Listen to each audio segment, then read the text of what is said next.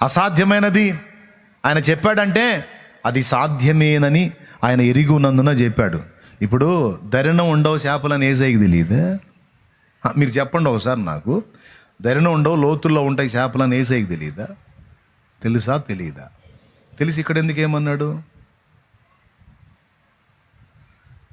ఎందుకంటే ఆయన సర్వజ్ఞుడు గనుక ఏ చేప కడుపులో ఏముందో తెలుసు, ఏ చేపకు మేత అందిందో లేదో తెలుసు, ఏ చేపల రాశి ఎక్కడొచ్చిందో తెలుసు, వాటిని డ్రైవ్ చేయగలడు, వాటి కడుపులు చూసి వాటికి ఆహారం పెట్టగలడు. సమస్తం ఎరిగినటువంటి సర్వజ్ఞుడు ఆయన. దేవుడు చెప్పే పని నీకు పిచ్చిదానిలాగా అనిపించవచ్చు, పిచ్చి పనిలాగా అనిపించవచ్చు, కానీ తల వంచి నువ్వు లోబడి చేస్తేవేని నువ్వు విభ్రాంతి నుండి ఒక మహా అద్భుతాన్ని చూస్తావు. అవి కొంచెం కష్టంగా అనిపిస్తాయి, అసాధ్యంగా అనిపిస్తాయి. ఇట్లట్లా ప్రభువా ఇది ఎలా సాధ్యం అని అనిపిస్తుంది నీకు. అయినా సరే అడ్డు చెప్పకూడదు. అయినను నీ మాట చొప్పున నేను చేస్తా తండ్రి. నా జీవితంలో ఎన్నో విషయాలు అలాగా చేసి నేను దేవుని కార్యాలు కళ్ళారా చూశాను. నేనే సాక్షిని, ఇంకెవరు కాదు, నేనే. బైబిల్లో ఏదో ఒక మాట చెప్పి ఆ సాక్ష్యం మీరు పొందుకొని పోండి అంటల్లా. ప్రాక్టికల్గా నేను నా జీవితంలో ఎన్నో అనుభవించి చెప్తున్నాను. నేను కొన్నిసార్లు ఎలా ఉంటాయంటే ఆయన మాటలు మరీ పిచ్చితనంగా అనిపించవచ్చు నీకు. శిఖరం మీద నుంచి కింద పడ్డాడు రాత్రి వేళ ఒకడు పర్వతారోహకుడు. పోటీ పెట్టుకొని ఎక్కుతున్నారు అందరూ పర్వతం మీదికి. ఒకటికి జారింది, అక్కడి నుంచి పడ్డాడు. మంచు, భయంకరమైన మంచు ప్రాంతం అది. వాడు కింద కేకలేసుకుంటా పడేటప్పుడు వాడికి ఒక ఓడ లాంటిది చిక్కింది, ఓడ లాంటిది. దాన్ని పట్టుకున్నాడు, దాన్ని పట్టుకొని వేలాడుతున్నాడు. దేవుణ్ణి ఒప్పుకోడు, కేకలేస్తున్నాడు స్నేహితుల్ని, రండి నేను పడ్డాను నన్ను కాపాడండి అని. ఎవడు వినిపించుకోవటల్లా. వాడిది అరణ్య రోదన అయిపోయింది. చివరికి దేవుడా నన్ను కాపాడు, దేవుడా నన్ను కాపాడని కేకలేస్తున్నాడు. దట్టమైన మంచు పడతా ఉంది. వాడి చేతులు కాళ్ళు అన్నీ కుంగర్లు పోతున్నాయి, గడ్డగట్టుకుపోయే చలి.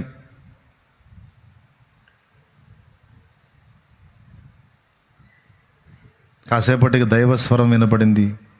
కుమారుడా నేనున్నానని నమ్ముతున్నావా అంటే వినపడుతుంది కదా స్వరం. ఉన్నావు, నమ్ముతున్నా, నమ్మే కేకలేసాను. రైట్, నమ్ముతున్నావు, మంచిది.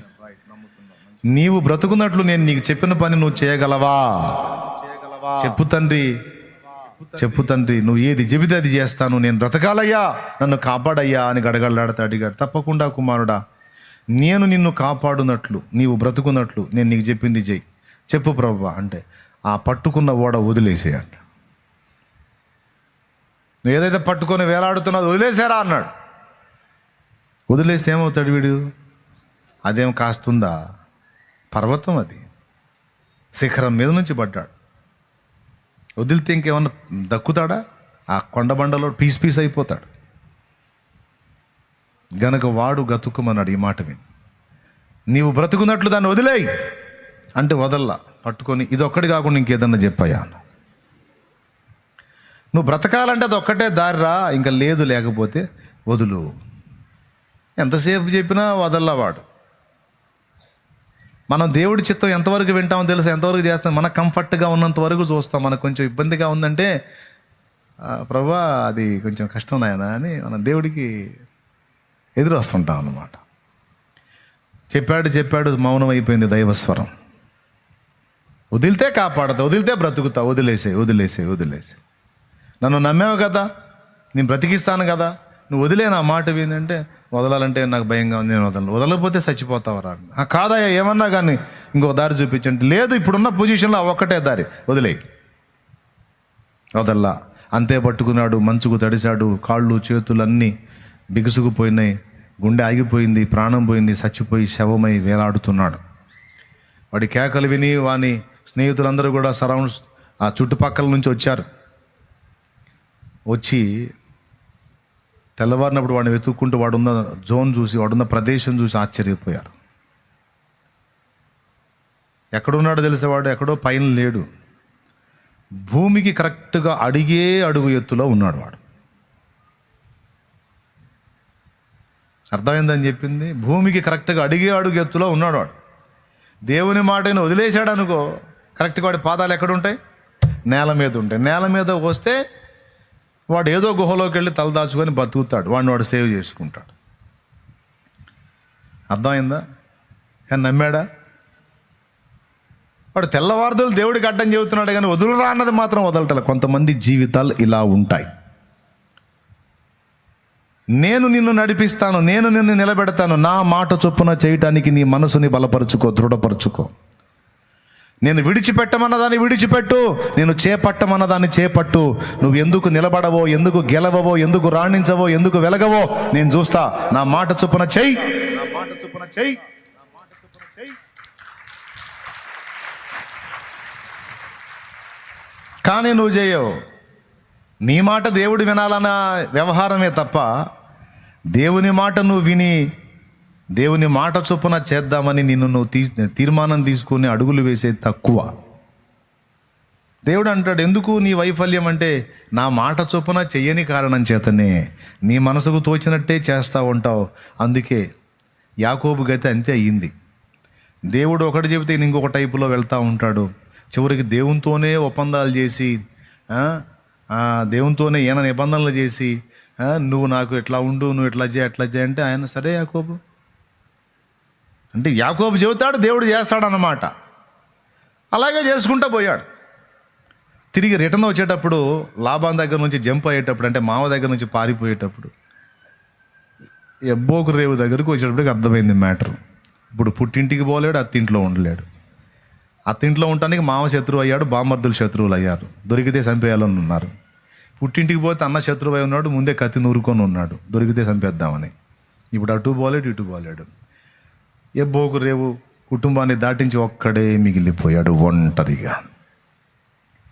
ఈరోజు నువ్వు వేసిన ఐడియాలు, ప్రయత్నాలు ఏమంటే తెలివితేటలన్నీ దెబ్బ కొట్టినాయి. ఇప్పుడు ఎటు కాకుండా అయిపోయి ఇప్పుడు బిక్కుబిక్కుమంట పైకి చూస్తున్నావు. దేవా ఏంది యాకోబు చూసినట్టు చూస్తున్నావు. ఇప్పుడైనా నీవు నేను మనం సిగ్గు తెచ్చుకొని చేయాల్సింది ఏంటంటే, ఏవి చెయ్యమంటే మనం అశ్రద్ధ చేసి గతి పట్టామో ఇప్పుడు మళ్ళీ అవి చేయడానికి మనం మొదలు పెట్టాలి.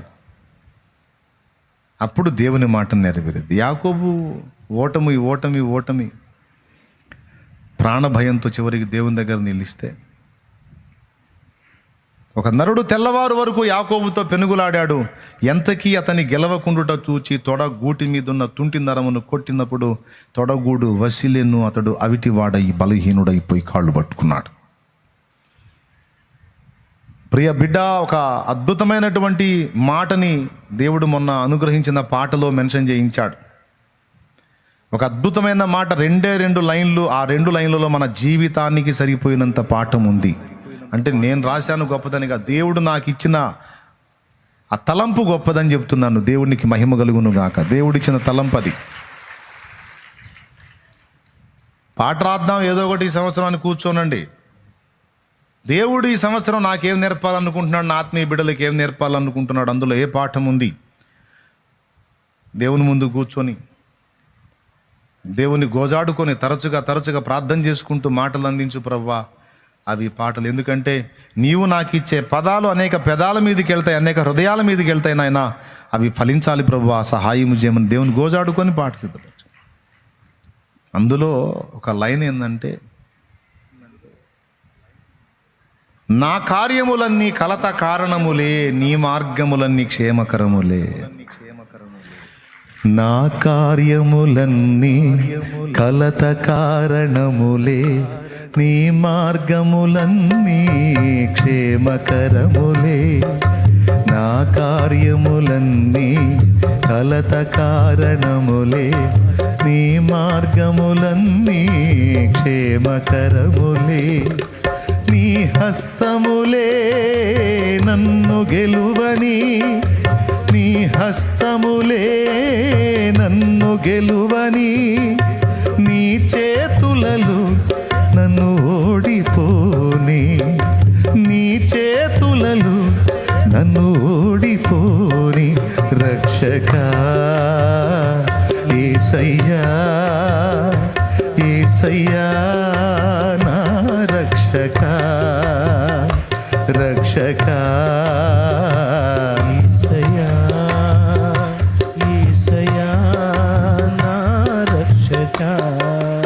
నజరేతువాడ నా ప్రాణనాథ నా విమోచక విశ్వ పరిపాలక. Praise the lord. తర్వాత పాడుకుందాంలే కానీ ఆ పదం మీద మనం దృష్టి పెడదామండి. నా కార్యములన్నీ అగచాట్లకు కారణం. నా ఐడియాలు ఏమండి అగచాట్లు తెస్తాయి. నీ మార్గములు నీ మాటలో నేను కానీ ప్రయాణం చేస్తే అవి నాకు క్షేమకరములు. నీ హస్తములే నన్ను గెలవని, నీ చేతుల్లో నన్ను ఓడిపోని. దేవా నేను ఎప్పుడు నిన్ను గెలవద్దు ప్రభా, నిరంతరం నీవే నన్ను గెలుచుదువుగాక, నీవే నన్ను గెలుచుదువుగాక. నిరంతరము దేవా నీ చేతిలో నేను ఓటమి పాలగుదునుగాక, ఓడిపోవుదునుగాక. ఇదే జరుగునుగాక, ఇదే జరుగునుగాక. ఆమేన్ ఆమేన్ ఆమేన్ ఆమేన్ ఆమేన్. ఇది మన హృదయ వాంఛై ఉండాలి బిడ్డ. మనం గెలవద్దు దేవుణ్ణి. ఒక సూక్తి గుర్తు రాసుకో. వాస్తవంగా యాకోబు దేవుణ్ణి గెలిచాడా, దేవుని చేతిలో తన్నులు తిని ఓడిపోయాడా? పెద్దగా చెప్పండి నోరు తెరిచి. ఎక్కడ తన్నాడు? తోడ గూటి మీద కొడితే అప్పటిదాకా రొమ్ముకు రొమ్ము ఆనిచ్చినోడు ఇప్పుడు కాళ్ళు పట్టుకుని ఆడవటం మొదలుపెట్టాడు. తెలుసుగా మీకు ఆ సంగతి? ఇప్పుడు చెప్పండి, దేవుని చేతిలో ఓడిపోయాడా గెలిచాడా? అందరు నోరు తెరిచి చెప్పాలి. ఓటమి కదా, ఓడిపోయాడు కదా దేవుని చేతిలో. కానీ దేవుడు ఆయన ఆశీర్వదించి పెట్టిన పేరేందో మీరు ఒకసారి చెప్పండి. అంటే అర్థమైంది. అక్కడ ఒక మాట చెప్పి ఆ పేరు పెడతాడు. ఛాన్స్ ఉంటే చదువు శామ్యూయల్.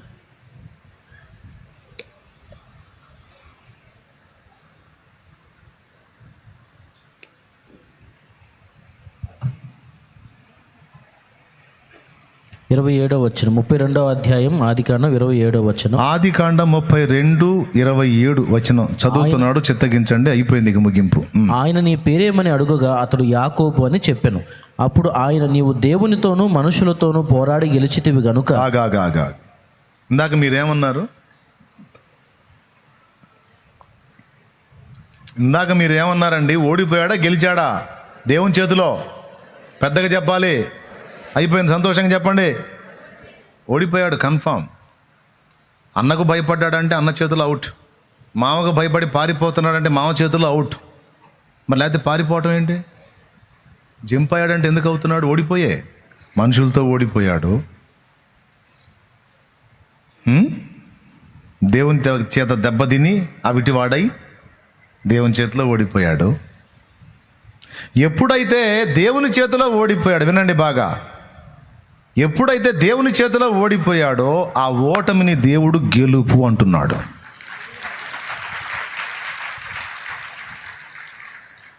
అర్థమైందా? అది గెలుపుగా రాసుకోమన్నాడు.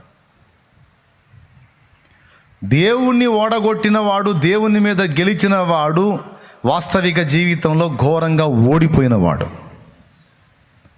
అలా కాకుండా దేవుని చేతిలో ఓడిపోయిన వాడు, దేవుణ్ణే గెలిపించిన వాడు వాస్తవిక జీవితంలో నిజంగా గెలిచిన వాడు.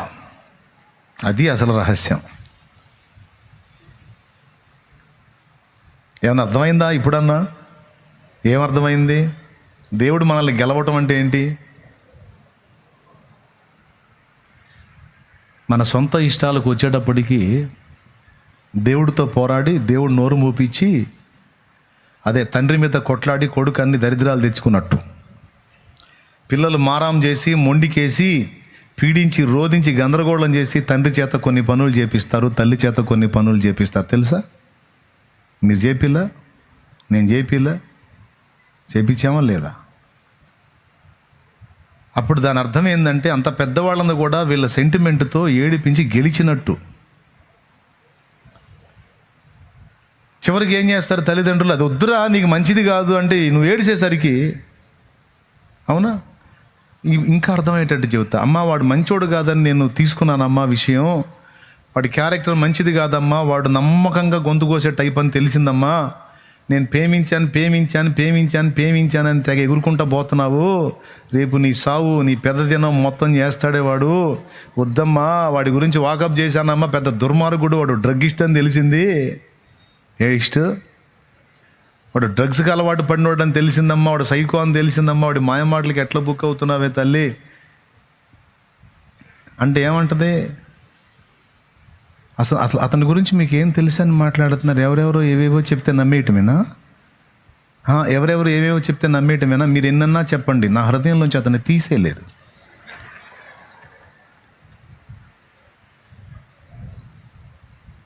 మీరు ఎన్ని చెప్తా ఉంటే నాకు అంత ఎక్కువ అవుతూ ఉంటుంది అతని మీద ప్రేమ.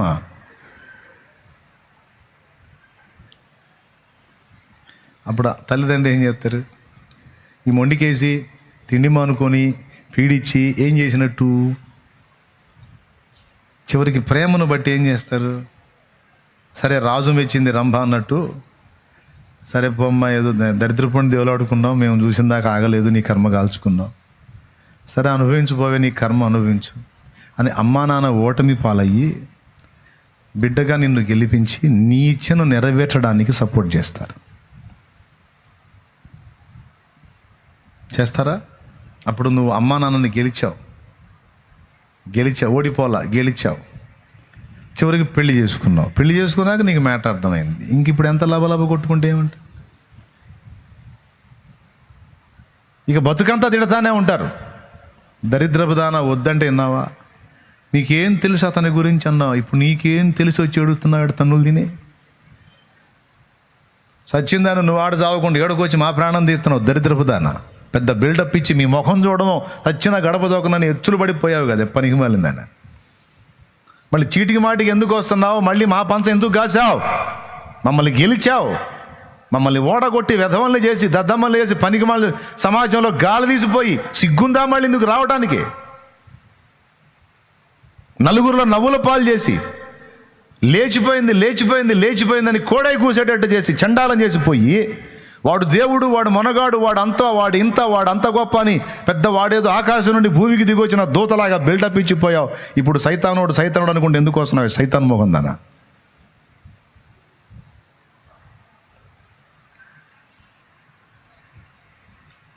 సిగ్గుండాలి కదే, రోషం ఉండాలి కదా పోతే అని అందామని అమ్మా నాన్నకు అనిపించినా అనరు.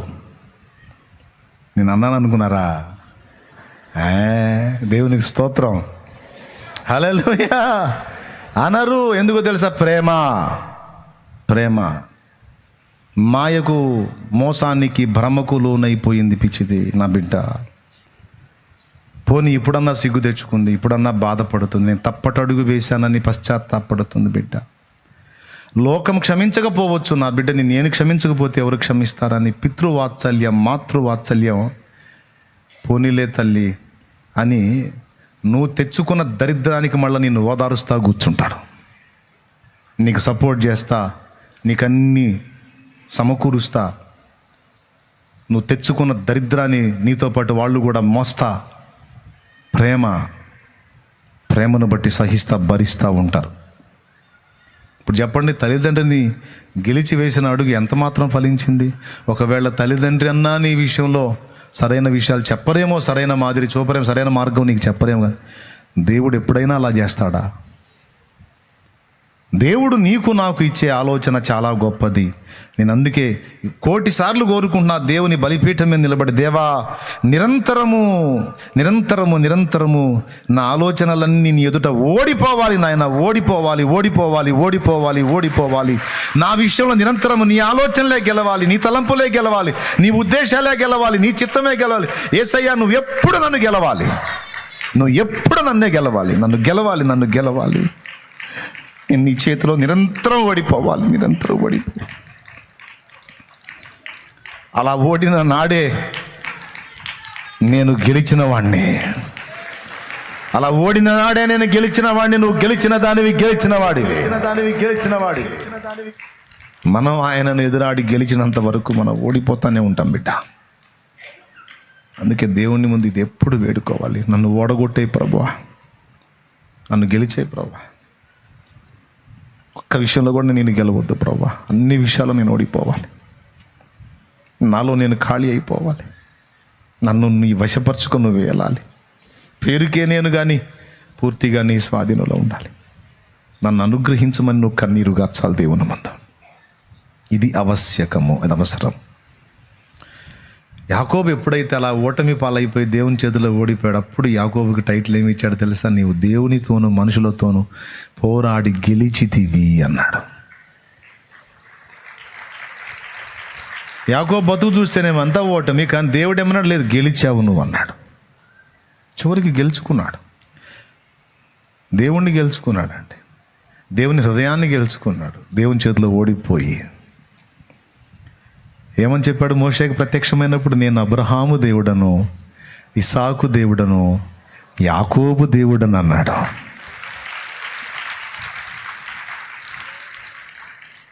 చెప్పండి, ఆయన మాట చొప్పున మనం వేద్దామా, ఆయన గెలుద్దామా? అడుగు చెప్పండి. ఆయన మాట చొప్పున అడిగేద్దామా, ఆయన గెలుద్దామా? దేవుని సంఖలోకి మనం వెళ్ళిపోదామా, మన సంఖలోకి దేవుడిని తెద్దామా? ఒక ముక్క చెప్పేయండి, ఇంకా ముగించుకుందాం. ఆయన సంఖలోకి మనం వెళ్ళిపోదామా, ఆయన తిప్పినట్టు తిరగడానికి? ఇది ఒక్కసారిగా నీకు కలివి కావచ్చు, కానీ క్రమక్రమముగా నువ్వు సాధన చెయ్యి. దేవుడు నీతో చేయమన్న పని చేయడానికి ఎప్పుడు వెనకడుగు వేయొద్దు. నువ్వు చేస్తా వెళ్ళు. దేవుడు చెప్తే ఆపొద్దు దాన్ని, నువ్వు కంటిన్యూ చేస్తూ ఉండు. ఒక రోజుకి నీ ప్రయాస ఫలించి నువ్వు ఊహించని అద్భుతమైన ఫలాన్ని నువ్వు చూస్తావు. అయితే ఇక్కడ దేవుడు చెప్పాడా లేదా అనేది క్లారిటీ తీసుకో. చెప్తే నువ్వు అంతే సాగిపో, ఫలితం చూస్తావు. అలాగే ఆత్మీయ జీవితంలో నిలదొక్కటం కానీ, శరీర జీవితంలో నిలదొక్కడం కానీ, ఏదైనా సరే ఏమన్నాడు? ప్రార్థన చెయ్యి అన్నాడు. అనుకో, ఎంత ప్రార్థన చేసినా నాకు జవాబు రావట్లా, నా ఆత్మీయ జీవితంలో నిలకడ రావట్లా అనుకోవద్దు. చెప్పాడు కదా, చెప్పింది చెయ్యి, చెప్పింది చెయ్యి. వారు పోవచ్చు ఉండగా, వారు వెళ్ళుచూ ఉండగా శుద్ధులైరి అనుంది 10 మంది కుష్ఠరోగుల గురించి. అయ్యా, యాజకుడి కనపరుచుకోమంటున్నావు, జబ్బు తగ్గిన తర్వాత పాళెంలోకి వెళ్ళాలి, కానీ జబ్బు ఇలాగుంటి పాళెంలోకి వెళ్ళకూడదయ్యా. అలా వెళితే రాళ్ళు తీసుకొని కొట్టి చంపేస్తారు. ఇలా ఉంటేనన్నా జబ్బుతో బతికుంటాం. ఈ కుష్ఠరోగం అపవిత్ర రోగం నాయనా, ఈ రోగంతో ఇలాగ పాళెంలోకి వెళ్ళిపోతే మోషే ధర్మశాస్త్రం ప్రకారం రాళ్ళు తీసుకొని కొట్టి చంపేస్తారయ్యా, మేము వెళ్ళకూడదు. నువ్వు మమ్మల్ని క్యూర్ చేయి, బాగు చేయి, స్వస్థపరచు, అప్పుడు మేము వెళతాం లోపలికి అనలా వాళ్ళు. మీరు వెళ్ళి యాజకునికి కనపరుచుకోండి అన్నాడు. ఒకటే మాట, అంతే. 10 మంది బయలుదేరారు. ఫస్ట్ ఏమేమి అడిగారు? ప్రభువా, మమ్మను కరుణించుము, మమ్మను బాగు చేయుము, మమ్మను శుద్ధులనుగా చేయమని కేకలు వేస్తే ప్రభు ఆ 10 మంది వైపు చూసేమన్నాడు, మీరు వెళ్ళి యాజకునికి కనపరుచుకోండి. అంతే. బయలుదేరి వెళ్ళారు. అక్కడ ఉంది లేఖనంలో, వారు వెళ్ళుచూ ఉండగా శుద్ధులైదే. దేవుడు నీకు పని చెప్పాడు, ఇదిగో గతం తీసే, ఇదిగో ఇప్పటి నుంచైనా అడుగులు మళ్ళీ బ్యాలెన్స్ చేసి నేను చెప్పిన ప్రకారం నువ్వు నడవటం మళ్ళీ క్రొత్తగా మొదలుపెట్టు. ప్రార్థనా జీవితాన్ని పునర్నిర్మించుకోమన్నా మొదలుపెట్టు. సమయమందున వాక్యమును ధ్యానించమన్నా మొదలుపెట్టు. సమయమందున వాక్యమును ప్రకటించమన్నా మొదలుపెట్టు. నీవు ఆత్మీయంగా బలముగా ఉంటున్నట్లు ఇతరులకు సువార్త చెప్పమన్నా, వాళ్ళు రక్షింపబడకపోవటం నేను తేల్చుకుంటాను. నువ్వు బాగుంటావు ఇతరులకు సువార్త చెప్పడం ద్వారా, నువ్వు బాగుంటావు పరిచర్య చేయటం ద్వారా, నువ్వు బాగుంటావు సేవ చేయటం ద్వారా నీ రక్షణ కాపాడుకోగలవు. అందుకని నీకు అది ఉపయోగం అని నేను చెప్పాను, అది చేసుకుంటాను, నువ్వు వెళ్ళు అన్నాడు ఆయన. గతంలో శ్రద్ధ చేశావు, ఇప్పుడు మళ్ళీ ఒక్కసారి రగిలించాడు. ఇప్పుడు అంటున్నాడు, ఇక నువ్వు దాన్ని కంటిన్యూ చేయి. ఏ భక్తిలో అయితే తిరిగి పుంజుకున్నావో, ఆత్మీయత, ప్రార్థనా జీవితం, వాక్య ధ్యానం, సత్యాసక్తి, పరిచర్య, సువార్త ప్రకటన, దైవ సేవ కొరకైన ఆకాంక్ష, ఏవైతే నువ్వు మొదలుపెట్టావో అవన్నీ కూడా ఇక చల్లారిపోకుండా ప్రజ్వలింపజేయి. వాటిలో ముందుకు కొనసాగు. నీవు అలా ప్రయాణం చేస్తూ ముందుకు వెళ్ళుచూ ఉండగా సమస్త బంధకాలు తొలగిపోతాయి. నీ అపవిత్రత అంతా పోతుంది. నీ కట్లన్నీ ఊడిపోతాయి. నువ్వు కట్టుకున్నటువంటి కట్లన్నీ ఊడిపోతాయి. ఎప్పుడు నువ్వు పోవచ్చు ఉండగా నా మాట చొప్పున నీ నుంచి వచ్చేటువంటి దుర్గంధం అంతా పోతుంది. పరిమళ భరితంగా నీ బ్రతుకు మారిపోతుంది. ఎప్పుడు నా మాట చొప్పున నీవు పోవచ్చు ఉండగా. మాట చొప్పున వల వేసినప్పుడు లైఫ్లో చూడనన్ని చేపలు చూడని ఊహించని స్థలములో అతను పొందటం జరిగింది. మాట చొప్పున ప్రయాణమై వెళ్ళినప్పుడు పోవచ్చు ఉండగా వారు కట్లలో నుండి, జబ్బులో నుండి, అపవిత్రతలో నుండి, బలహీనతలలో నుండి విడుదల పొంది శుద్ధులైపోయారు. మాట చొప్పున, ఆయన చెప్పిన దాని చొప్పున మీరు చెయ్యుడి అన్న మాట విని అంచుల మట్టుకు నీళ్లు నింపి తీసుకెళ్ళి విందు ప్రధాని యొద్దకు తీసుకెళ్ళి ఇవ్వండి అంటే ఆయన మాట చొప్పున తీసుకెళ్ళి ఇస్తే బాణలో నీళ్లే, వాళ్ళ చేతుల్లో నీళ్లే. అవి తీరా ఆ సన్నివేశంలోకి వెళ్ళేసరికి, వాని చేతుల్లోకి వెళ్ళేసరికి మధురమైన ద్రాక్షరసం అయిపోయింది. దేవుడు చెప్పింది చేశానా లేదా అదొక్కటే మెయిన్ బ్రదర్. చాలామంది ఎఫెక్ట్ ఎందుకయ్యారు తెలుసా? సేవకులు, సేవకురాళ్ళు, విశ్వాసులు, విశ్వాసరాళ్ళు ఎందుకు బలహీనులైపోయి, ఎందుకు వ్యర్థులై, ఎందుకు అర్భకులైపోయారు తెలుసా? దేవుడు చెబుతూ వచ్చిన వాటిని కొన్నిటిని విన్నారు, కొన్నిటిని పెడచెవిని పెట్టి తమ మనస్సుకు తోచిన ఆలోచనల చొప్పున చేసి దేవుణ్ణి గెలిచారు. అర్థమైందా? దేవుణ్ణి ఓడించారు. ఓడిపోయి మాడిపోయి బతుకీడుస్తున్నారు ఇప్పుడు. ఏమైనా అర్థమైందా నాయన నేను చెప్పింది మీకు? మీ జీవితాల్లో కూడా కొన్ని అట్లాంటి తప్పటడుగులేసి ఇప్పుడు ఓడిపోయి మాడిపోయి కూర్చున్నారు కదా. ఇప్పుడు ఏమంటున్నాడు? ఇక నిరీక్షణ లేదంటున్నాడా? ఉంది ఉంది ఉంది. మళ్ళీ ఒక్క అడుగు నీ చేత వేయిస్తాను. ఇక నుంచి మొదలు పెడతావా? ఇక నుంచి మొదలు పెడతావా? ఎంత ప్రార్థన చేసినా నాకు శరీరం మీద జయం రాలేదు దేవా. లేదు లేదు లేదు, నువ్వు చేస్తూ ఉండు. ఎంత ప్రార్థన చేసినా నా సమస్యకు పరిష్కారం రాలేదు ప్రభువా, ఆ దుర్మార్గుడు మారలేదు. లేదు లేదు, నువ్వు చేస్తూ ఉండు. ఎంత ప్రార్థన చేసినా ఈ అప్పు నుంచి బయటపడలేదు. లేదు లేదు, నువ్వు చేస్తూ ఉండు. నువ్వు చెయ్యి, నువ్వు కంటిన్యూ చేయి. నేను చెప్పిందాక ఆగొద్దు, నువ్వు చెయ్యి. నువ్వు చెప్పినట్లు నేను చేస్తా ఉన్నాను ప్రభువా, ఇంతకాలం చేసిన ఆ పాపం మీద నాకు జయం రాలేదు. లేదు లేదు, నువ్వు చేస్తూ ఉండు. ఏది పాపం కాదు, నేను చెప్పినట్లు నువ్వు పోరాటం చేస్తూ ఉండు. ఖచ్చితంగా విడుదల వస్తుంది నీకు. మాట ఇచ్చింది నేను, దాన్ని నెరవేర్చేవాడిని నేను.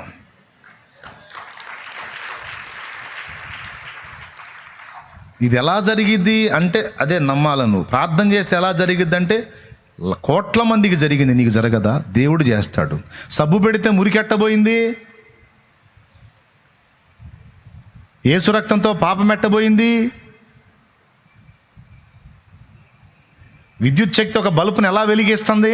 ఇవన్నీ వాస్తవాలు అయినప్పుడు, నిజమైనప్పుడు ఆయన చెప్పాడుగా, ప్రార్థన చేయి నేను నీకు జవాబిస్తానని.